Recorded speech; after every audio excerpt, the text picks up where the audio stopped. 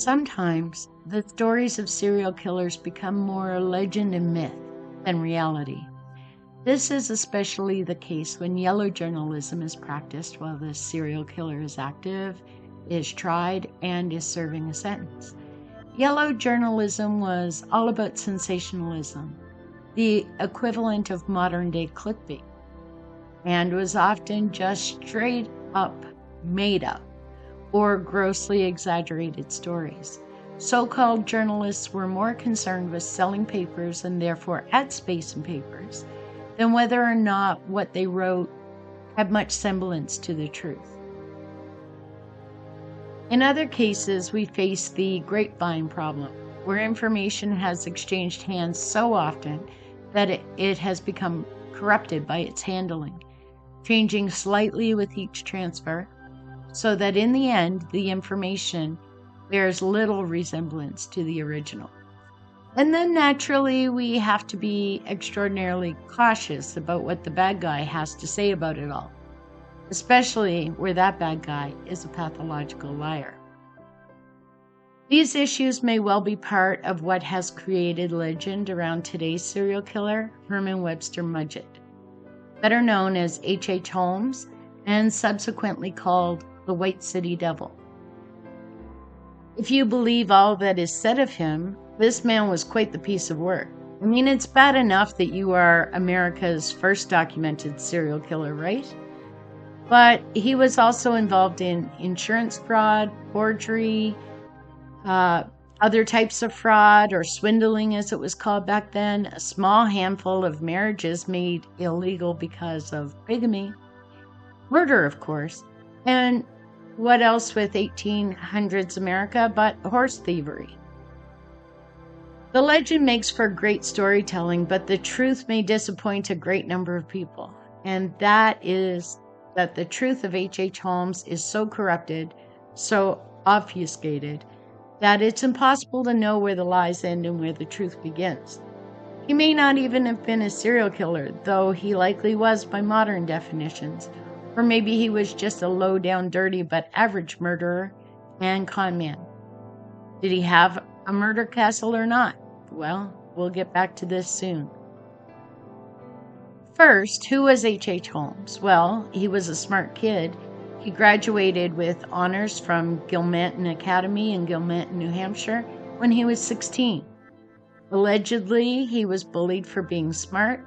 His father was said to be a mean drunk. He would claim to be obsessed with death as a calming influence and took to dissecting animals. He did graduate from the University of Michigan Department of Medicine and Surgery. There were rumors that while there, he worked with a professor to facilitate grave robbers to get medical cadavers for study. He would later say, and all he had to say has to be taken with a grain of salt, that he used cadavers to defraud life insurance companies frequently while he was a student. After he graduated, he took on the pseudonym H. Holmes and moved to Chicago. He worked in a drugstore, which he eventually bought. Some reports say that he then killed Dr. E.S. Holton in order to take over some property that he owned. This is false, according to court records.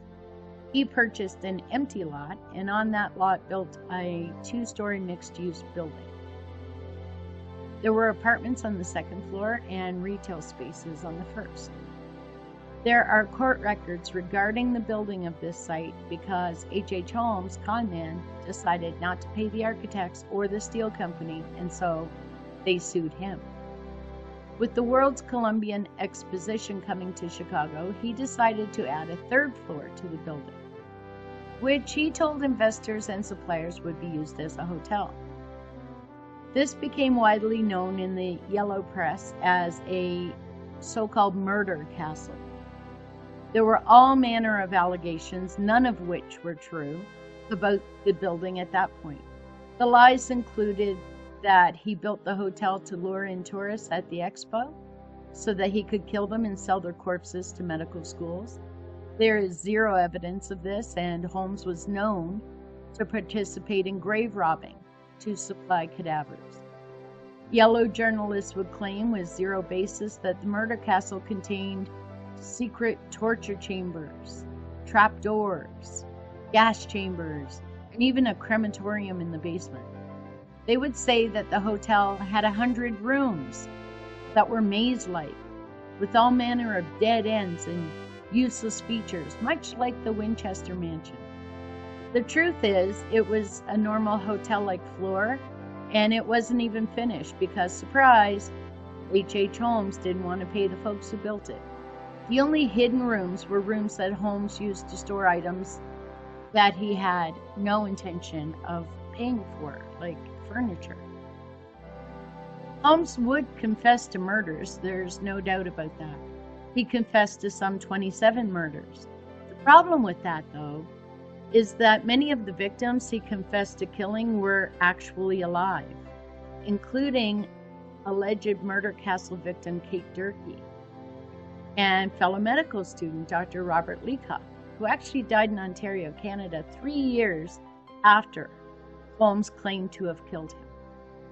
The truth is that Holmes was only ever convicted of murdering an accomplice of his, Benjamin Pitezel.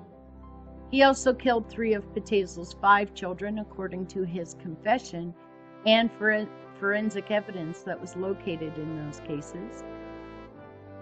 The Benjamin Pitezel case had the clearest evidence, and so that is what prosecutors proceeded with. He is presumed to have killed a number of other people. His 31-year-old mistress, Julia Smythe, likely during a botched abortion, and then he probably poisoned her daughter, Pearl, to help cover up the death. But this was not proven at a trial, and Holmes would tell several stories about how and why Julia and Pearl disappeared. He's also presumed to have killed Emmeline Sigrid, 23, another mistress, and also likely during a botched abortion. There was also Wilhelmina Williams, 24, and her sister Anna, 18, who he defrauded in a land deal and were never seen again after allegedly traveling to Europe in July 1893. Holmes is presumed to have killed them, and that brings the total murders to 7, 1 conviction, and 6 presumed murders with sufficient circumstantial evidence to attribute the killings to Holmes. These are enough to make Holmes a serial killer, whether he killed to cover up his own misdeeds or for a psychotic urge to kill. Hardly matters. Holmes is also suspected of murdering a number of people, including John DeBrule in an insurance scam, and suspicion surrounds a number of other deaths, some because of his confessions, which are best described as unreliable, and others because of the strange circumstances of having so many people disappear after having contact with Holmes in some way. These include Emily Van Tassel, a worker at the drugstore, Dr. Roussier, who had an office in the murder castle, Kitty Kelly, a stenographer, John Davis, who disappeared at the World's Fair, Harry Walker, allegedly, who worked for Holmes, Jerry Thomas, who Holmes said he killed, Milford Cole, who disappeared after receiving a telegram from Holmes, Lucy Burbank, whose handbook was found in a chimney at the castle, and 2 unknown people Holmes claimed to have killed in Lake Country. None of these cases was ever solved, and there is not really enough evidence to confidently attribute the killings or the disappearances to Holmes. There are a whole manner of reasons to distrust the confessions made by Holmes. First, they changed details regularly. Holmes was a con man and a pathological liar. And the primary confession to 27 murders was paid for. It was paid for by the Hearst newspaper group, who were yellow journalists. They exchanged $7,500, which was a ton of money in those days, for confession. For the 1 conviction of murder, Holmes would be sentenced to death. He was hanged in May 1896. Ironically, he wanted his coffin encased in concrete, lest grave robbers steal it. The castle was damaged in an 1895 arson and then used as a post office. The original building was torn down in 1938, and a newer post office building is currently on the site. There were never any secret chambers or crematoriums. The evidence is gone now, so are any of the witnesses, with many of the rumors disproven, and so aside from the credible trial testimony and actual documentation that does not come from newspapers and rumor, H. Holmes will forever remain more legend than truth, more mystery than mystery solved. That's it for today. Until next Saturday. Thank you for listening.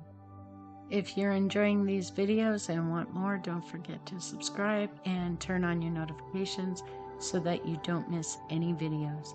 Thank you for watching. We really appreciate it.